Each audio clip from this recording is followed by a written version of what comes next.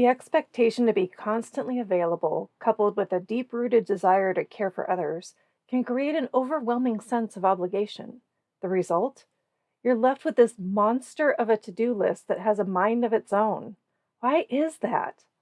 Why is it so hard to just say no sometimes to protect what matters most to you?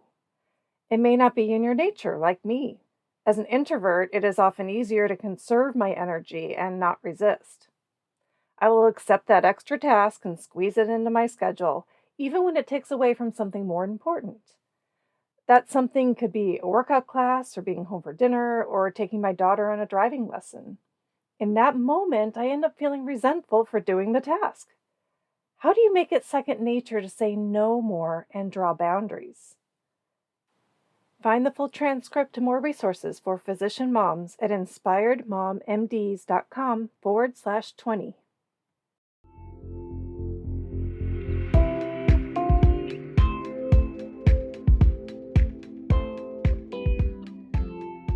You're listening to Inspired Mom MDs with host Cindy Van Prague, helping physician moms take back control and prioritize what matters most so they thrive in private practice and at home. Hi there, and thank you for joining me today. I'm excited to talk about using the power of no to set boundaries so you can say yes to the important things in life. Physician moms have this relentless pressure to be everything to everyone. There's only so much of you to go round. You divide up your time, physical energy, and mental focus on the burden of obligations. Your expertise, creativity, enthusiasm, and energy are all finite resources. Giving out so many pieces of yourself can lead to burnout, neglect of your self-care, family, hobbies, things that matter. Don't just leave yourself the scraps. Take a moment to dream big. Imagine yourself 3 months from now. Picture a world where you've prioritized your family time and your self-care, or a passion project that you have at work or at home. For me, that's growing my watermelons in my backyard. So what does that look like for you? How will you feel when you wake up in the morning? Maybe energized and excited about the day ahead? When you lay your head down on your pillow that night, what emotions fill you after connecting more with your kids? Or how does it feel to complete a challenging work project or master a new skill? Bask in those thoughts. You may have compliments from your colleagues, gratitude from your family, and most importantly, the sense of accomplishment and peace within yourself. Prioritizing yourself isn't selfish. It's a powerful act of self-care that will ripple out positively to everyone around you. It's time to refine what it means to be a successful physician mom.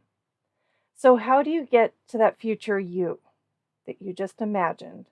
Saying no and setting boundaries are powerful tools to get there. These tools help you divert your prized energy towards what matters. Easy to say, right?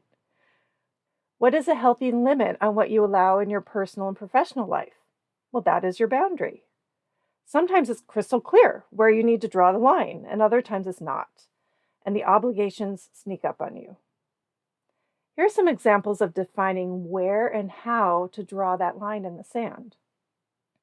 First, personal boundaries can include anything from your physical personal space to emotional and mental barriers to how you spend your time outside of work. Protecting my emotional space is a big one for me with my identity as an empath. It's so easy to give my emotional energy to people I care about. Sometimes I'm investing more energy than they are, and then I find out that their issue is a bigger deal to me than to them. Does that ever happen to you? Other times, they really are leaning on me, but it's too much. That is the moment I need to draw the line and say something like, I really need time to recharge. Alternatively, I've said things like, I need some time to process my emotions and this situation before discussing them more with you. Either way, I'm protecting my emotional space. Now, mental boundaries are a little different. They're protecting your thoughts and opinions from unwanted outside influence. For example, what do you say when you get unsolicited advice? So a well-meaning person throws out you should do this or that, and you're thinking, no way. You could ignore them, but if they are someone special in your life, you may need to set a boundary. You could reply, well, I appreciate your idea, but I need to make my own decision. Or think about when asked to do something that goes against your values. This is a big one for me because when I go against my values, it eats at me and it's hard to let that go. To defend my integrity, I say, my values are really important to me and I just won't go against them. One last example of keeping mental boundaries is information overload. Checking email and social media is a huge time suck for me, and I need to set my own boundary to keep myself sane. Not long ago, I found myself checking my email accounts almost every time I picked up my phone. Is that crazy? No. Then one day I heard of a challenge to check your email only 2 or 3 times in the day and set the time for that with nothing in between. And you know what? It actually worked. So now when I'm on my computer, I just close out that little email window too so that I don't see the number or dot telling me I just got new mail. Social media regained its hold on me recently. My latest is Facebook. We had a hurricane roll through, which was pretty tough. The power was out for days, the cell service did not work, but magically I had Facebook. So I would spend my time on the neighborhood groups just to get any information about our power and where to buy ice or gas. That sounded reasonable enough. Well, then I started watching those little videos or reels. And as you know, the algorithm jumps all over your habits and just starts brewing this new addiction. So after our power, internet, and basically life was restored, I found myself checking Facebook during any downtime or pause in my day.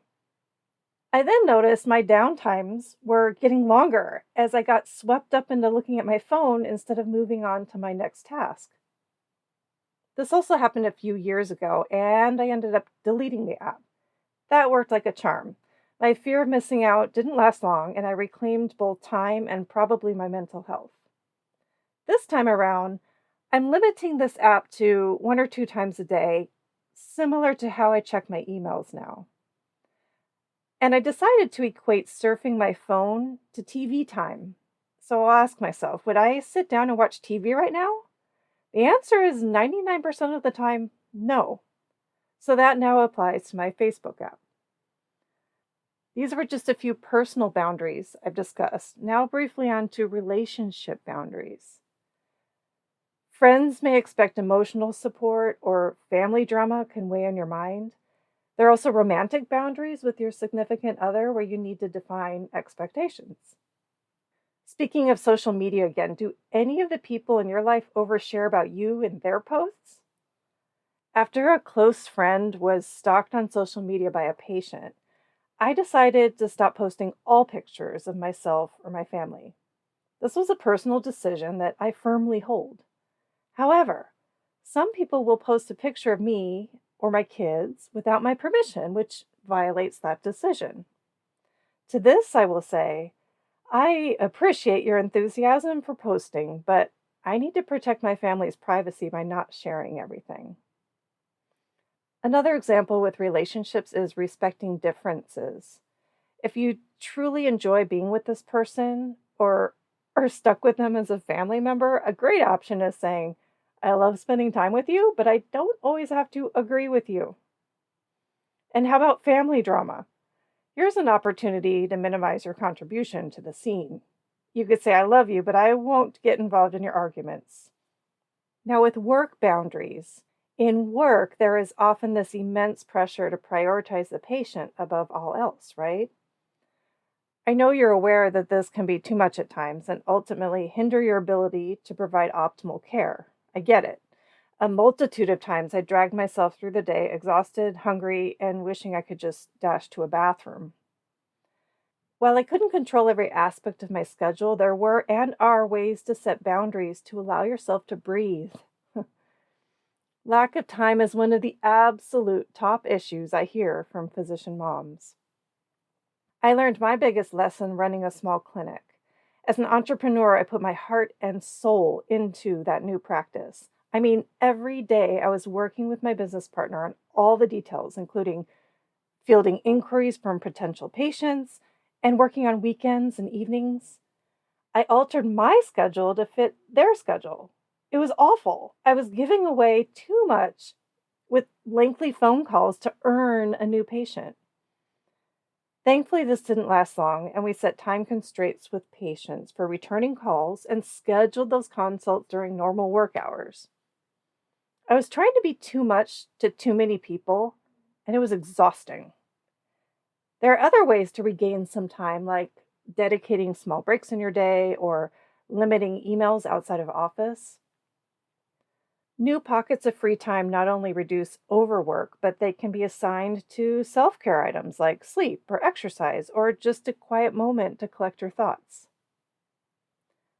So, in closing, setting boundaries is not selfish. It's essential for you to thrive as you focus your energy on what matters most. They are personal and they can change over time. It's essential to communicate your boundaries clearly and assertively. I like to think I'm simply stating a fact without emotion. I hope one of my stories resonates with you and sparks a fire to take charge over something that doesn't quite sit right with you lately. Say no, draw your line in the sand, and prioritize your mental and physical health. Say yes to what really matters. Remember, progress over perfection is key. And don't forget to join me next week for another dose of support and inspiration. Until then, take care of yourself and take care of those who matter most. It's time to take control and thrive.